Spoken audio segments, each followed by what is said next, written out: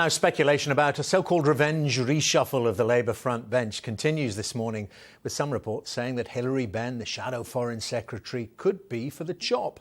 But the party is being urged by some of its top MPs to focus on trying to beat the Conservatives instead. Well, I'm joined now by the Shadow Transport Secretary, Lilian Greenwood. She's in Southall in Nottinghamshire. And a very good morning to you. And got a lot to talk about, big transport projects. But this issue within your own party, first of all, Jeremy Corbyn's only been leader for about 4 months. Do you think he needs to sort out his front bench? Well, I'm very keen that we get on with holding the government to account rather than talking about internal Labour Party matters, and I'm hoping that's what we're going to be doing today, talking about the staggering rise in rail fares since David Cameron came to office. Yeah, as I said, we're going to get straight on to that, but I just asked you if you think there is a need for it. You think not, then, is that it? Well, obviously that's a matter for the leader of the Labour Party, and I don't think it helps for me to speculate. That's Jeremy will set out his thoughts over the next days and weeks, I imagine. Well, just one more go at it. Hilary Benn, do you think he's doing a good job as Shadow Foreign Secretary? Well, I think all my colleagues are doing a good job, and we want to be holding the government to account over their decisions, and we've seen a number of them doing that over the Christmas break, where we've seen the government's failure, whether it's on flooding or whether it's on our transport policies. And I think that's what I and many of my colleagues in the party would like to focus on. OK, so he's doing a good job, Mr Benn, so he should stay in post. Well, look, that's a matter for the leader, and I'm not going to speculate about what decisions Jeremy wants to make. But my contention is that we need to be holding this terrible Tory government to account, and that's what I'd like to be doing, and that's what I'm sure all my colleagues would like to be doing. Right, hold them to account then about rail fares. I mean, in all honesty, they didn't go as much as they have up as much as they have done in the past.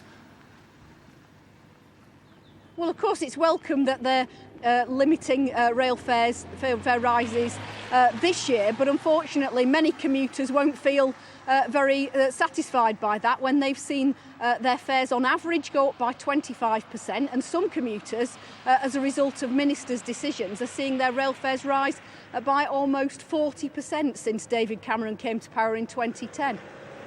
So paint a picture of the railways under Labour. You would eventually nationalise all the operators and indeed the rail network. You therefore control fares and make sure they don't go up at all or are cut.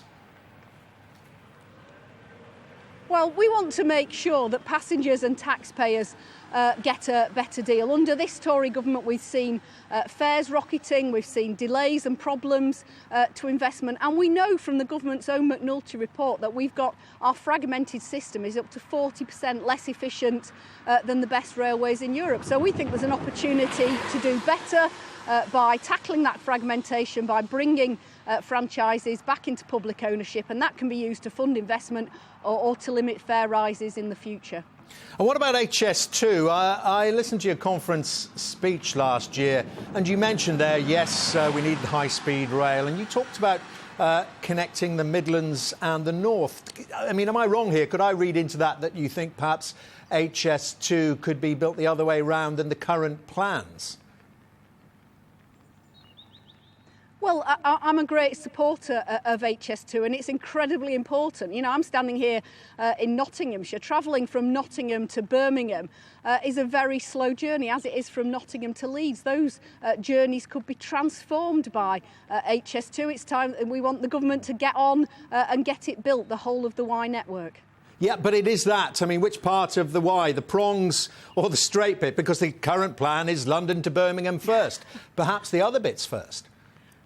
Well, obviously, I mean, we're a long way on with the London to Birmingham part of HS2. That legislation is well on its route through Parliament. That was the government's decision to split it into two. I think that's regrettable. We could have got on with the whole system, but we are where we are. It's important that that part of the legislation continues its passage through Parliament and gets the construction gets underway, and that we get on with phase 2. It's very disappointing that the government haven't yet confirmed the route and station stops for phase 2 and potentially won't until the end of this year. We think they should provide some certainty, and then local authorities and cities and people up and down the route can get on with planning so that we maximise the benefits of this investment in expanding our rail network.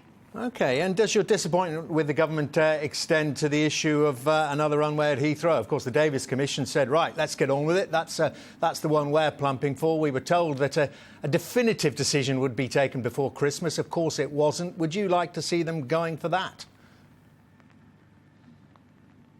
I think it's pretty disgraceful that the Prime Minister promised a decision by the end of last year and then didn't manage to deliver one, and wasn't anywhere around to even defend his decision.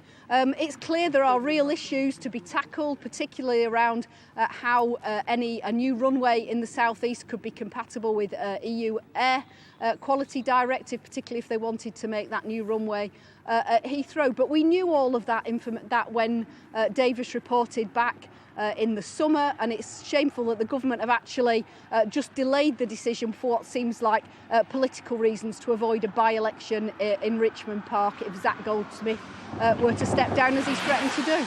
OK, so just to be clear, Labour supports right now a third runway at Heathrow. Labour supports a new runway in the southeast. We think that's necessary. We'll be able to take a decision on whatever the government proposes when we see it. Well, we need further information from the government. You just mentioned both Davis. Gatwick and Heathrow are on the table. Well, you must have read the Davis Commission. Yeah, you said Davis you went along with Davis, forward... and Davis says Heathrow.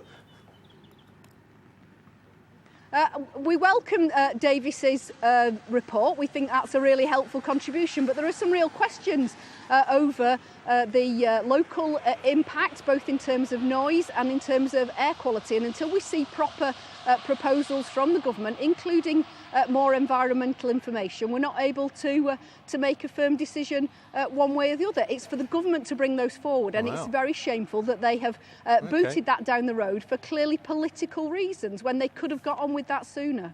Well, that sounds a bit like the government's position to me. Listen, one last question. I saw a couple of cyclists go beside you there. We, of course, saw your leader's Christmas card. We know about his love of bikes.